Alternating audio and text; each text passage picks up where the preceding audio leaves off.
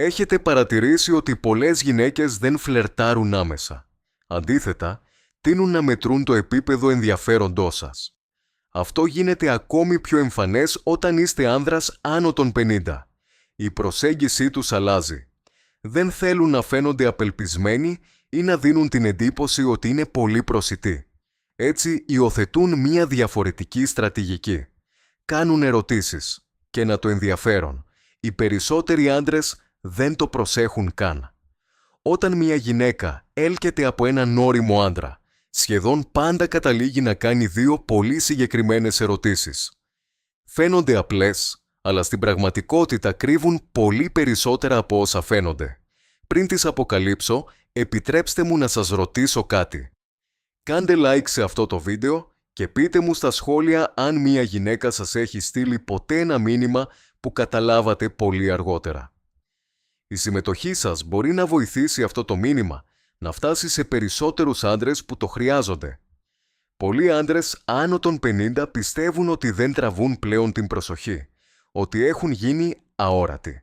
Αλλά η πραγματικότητα είναι αρκετά διαφορετική. Στην πραγματικότητα, ένας ώριμος άντρας μπορεί να είναι ακόμη πιο ελκυστικός από πριν, αρκεί να καταλαβαίνει πώς λειτουργεί η γυναικεία ψυχολογία.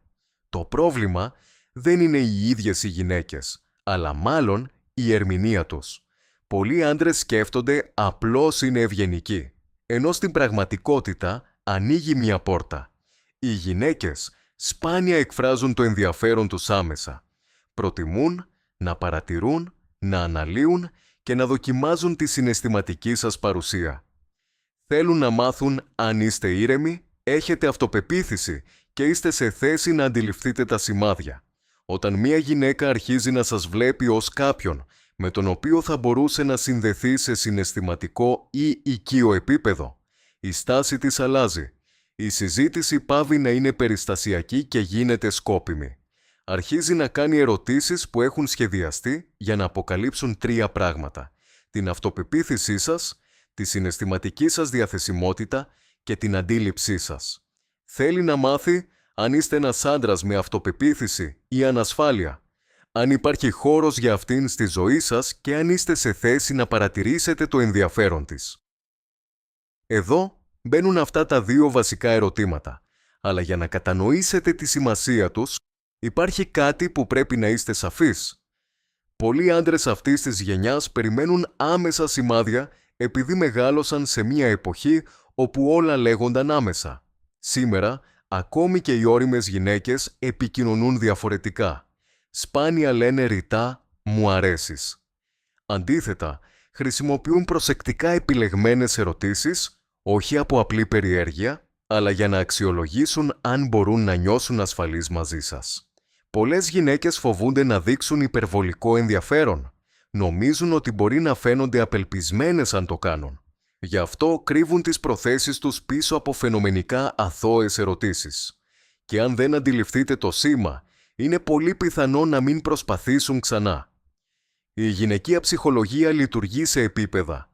Ενώ οι άνδρες συνήθως εκδηλώνουν ενδιαφέρον μέσω πράξεων, οι γυναίκες το κάνουν μέσω ερωτήσεων που δημιουργούν συναισθηματική εγκύτητα. Τώρα, το σημαντικό κομμάτι, η πρώτη ερώτηση είναι συνήθως: περνάς πολύ χρόνο μόνη σου. Με την πρώτη ματιά φαίνεται πρόχειρη, αλλά στην πραγματικότητα ψάχνει για κάτι βαθύτερο. Δεν ρωτάει για το πρόγραμμά σου, αλλά για τη συναισθηματική σου ζωή. Θέλει να μάθει αν υπάρχει χώρος για αυτήν. Μπορεί να το διατυπώσει με διαφορετικούς τρόπους. Βγαίνεις συχνά μόνη σου. Φαίνεσαι σαν κάποια που απολαμβάνει τη μοναξιά της, σωστά, ή ακόμα και βλέπεις κάποιον. Δεν έχει να κάνει με το να είσαι μόνη, αλλά με το να ξέρεις αν μπορεί να σε πλησιάσει. Ένας άντρας με αυτοπεποίθηση δεν απαντά ψυχρά ή με απάθεια. Μια ισορροπημένη απάντηση θα ήταν: απολαμβάνω το χώρο μου, αλλά πάντα υπάρχει χώρος για καλή παρέα. Ή έχω τις ρουτίνες μου, αλλά είμαι ανοιχτός στο να γνωρίσω κάποιον ενδιαφέρον. Αυτό μεταδίδει ανεξαρτησία χωρίς να φαίνεται απρόσιτος και αυτό είναι ελκυστικό. Η δεύτερη ερώτηση είναι ακόμη πιο αποκαλυπτική. Τι ψάχνεις σε αυτό το στάδιο της ζωής σου? Δεν είναι μια οποιαδήποτε ερώτηση.